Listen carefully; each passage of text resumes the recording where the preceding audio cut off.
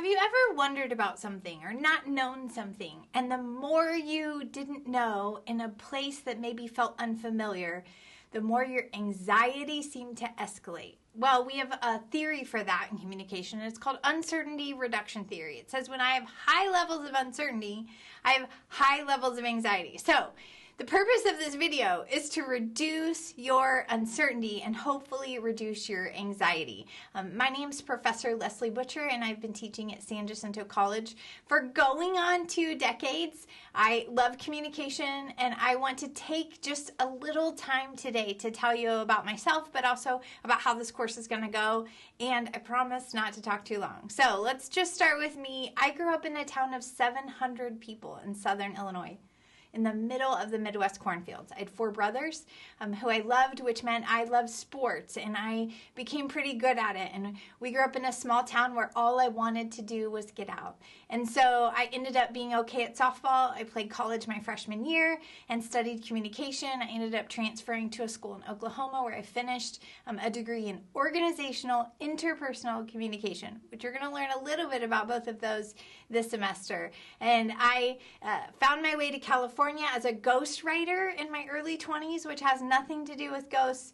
And then I ended up knowing that I wanted to teach everything I have learned about communication in the last 25 years and continue to learn. I want to share with the world because it makes our lives better. Research says we will live healthier, longer lives if we have healthy relationships. And what is oxygen to a relationship? Communication. So I am married with 3 kids who are teenagers, and we live in the suburbs of Houston, Texas, where my husband used to work for NASA and he now works in oil and gas. That's enough about me. I want to transition and talk a little bit about the course. So we use Blackboard Ultra. It's similar to Canvas, but it is different than the old Blackboard. So maybe you've taken 100 online courses. Maybe you've taken 0 online courses. I want to just walk you briefly so you can see where things are and maybe how to navigate just a little. Every week you will complete a module, and I want to show you, and don't panic if you're not in section 309. So I teach multiple sections of this course, multiple semesters, so it will look the same for everyone. You're going to start by looking at the syllabus. You want to read the syllabus. I know people don't like it, but later in the semester when you say, why do I have a B? I will probably say, refer back to the syllabus. So it will tell you the point breakdown, what percentage of your grade are your journal entries, your discussion boards, your quizzes, that kind of thing. So you have a syllabus. You also have a course calendar. Now there are 2 places to check the calendar. Here's what you need to remember. The course calendar is the final say. It's like the law. It's in writing. So sometimes the computer, there's glitches, and sometimes maybe I forget. So always go back to there. But you will also have a calendar here. So if you click on it, and I promise not to go through this, I don't want it to be too boring, but I want you to see that there will be due dates. You can click on this and it'll say, oh, okay, well, Friday I have a Let's Get Started quiz. So if you want a shortcut, you can look there and it'll have a schedule. It'll say, here's what's due today. But you should know that most of the time, not 100%, but most of the time, your assignments from the module will be due on Sunday at midnight. They're due Sunday at midnight. If for some reason it says 10:59 on the calendar on Blackboard, ignore it. You're going to want access to your ebook. You have already prepaid for that. It's included in your fees. You don't need to buy a textbook. You'll click on this course materials info. It will take you to an ebook that will increase the font size. It will read to you. You can highlight. You can take notes. It's awesome. You can also check your attendance. Now, I know you're thinking, why do I have attendance in an online course? Well, we have just spent a lot of time. This is my 12th year to teach online. I've learned that giving students accountability sets them up for success so that they are engaged in the course. There are going to be times you reply to your teammates or you connect with other people, but also it is really an unhealthy rhythm to wait a month, do a ton of work for 15 hours, then wait another month. So we are going to have a small assignment that is your attendance assignment that effectively says, hi, I'm here and I'm participating. You will know in the module what your attendance assignment is because it will say, this is your attendance assignment. So each module will be what we call force sequence, where you have to finish one thing to go on to the next. So sometimes students will go, I can't get into this. Let me tell you, 99.9% of the time, it's because they didn't do the thing before. And the thing before is sometimes a video you had to watch. So you're going to notice every morning I have a morning motivation, just a quick quote. Some of you watch YouTube videos for motivation. I love motivational speakers. My dream was to be one. Sometimes I get to do that outside of class. But I have some supplemental videos. You're going to see this video as a welcome to the class. Here's an overview. This is a very basic week. We're not diving into the material heavy just yet. We're just getting to know each other, just getting familiar with Blackboard. Why does communication matter? You're going to learn. So you're going to watch a couple videos. Then you're going to do a Let's Get Started quiz. You're going to have a question on the quiz from this video. So you're going to want to watch the lecture videos. Pay attention. You have to go back and find some information. And then you'll also have questions that are from both the lecture and the textbook. Now, my goal is never to make the lecture more than 15 minutes long. If you were to take this face-to-face class, you'd have a lecture for probably an hour a week. So you're only getting a little, but I try to cap it at 15 minutes because I know it's difficult and there are a lot of things fighting for your attention. You will have a quiz.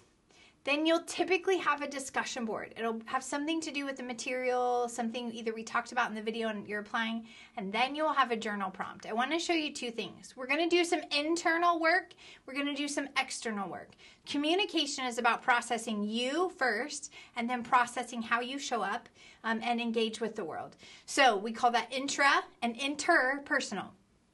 The journal prompts that you have, are you thinking about the material and writing about your own life? I don't want you to use ChatGPT for that because it will sound very odd, but no one will see your entry. Those are private. The only person that sees them are you and me. If for any reason you say, hey, that's too personal, I don't want to talk about that, you're welcome to say, here's something else I would like to share, or you can share maybe something about someone you know. But I typically don't, I like for students, they're not too personal, but once out of every 100, maybe a student will say, hey, I don't know if I want to share with that. But it could be a time you experienced an argument with someone. So you could talk about an argument with your boss, an argument. It doesn't have to be the most difficult argument you've ever had. So you will have a quiz, you will have a discussion board, and that's something that sometimes you will be required to comment on other people's, not every time. The first one that you will, because I want you to meet people that are in your class, and then you'll have a journal prompt. For the first section of this course, this is the rhythm. You have a quiz, you have a discussion board, and then you have a journal prompt. And those will be based on the lecture and the textbook for whatever chapter we're going through that week. Later in the semester, you'll see me come in and make a video and go, okay, we're switching gears, right? We're going to move into a different gear. We're going to begin to build a presentation because a small portion of this class is you doing a presentation. Last thing I want to share with you, and I know this has gone a little bit long, so I apologize. Stay with me. You'll see up here your grade book. You can check your grades. Here's where you will find the people in your group. After you post your here's who I am discussion board, you'll post a picture of yourself, something you care about.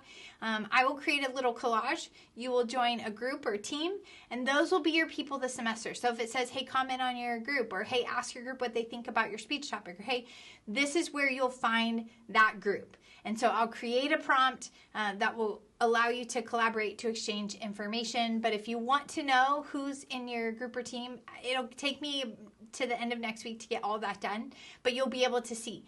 If you know someone taking this course, if you say, my sister, my best friend, whatever, please let me know and I'll do my best to put you with them in that group, because my goal is to get people to communicate in online class, and I work really hard to create a space for that. And all the research says that you are more likely to increase your grade, your GPA, more likely to finish college if you have a connection with someone in the course. And so I want to make that happen, and I want you to be brave to try to connect with other people. There are people that don't want to connect. They just want to get done and out, and I understand that. But my goal is to help you be successful. That's my goal, to get you to the finish line. I didn't leave that town of 700 people in the cornfield to study communication just for fun. I did it to live a meaningful life, to help students better communicate, have better relationships, and live healthier, longer lives. So That's why I'm here, and I can't wait to hear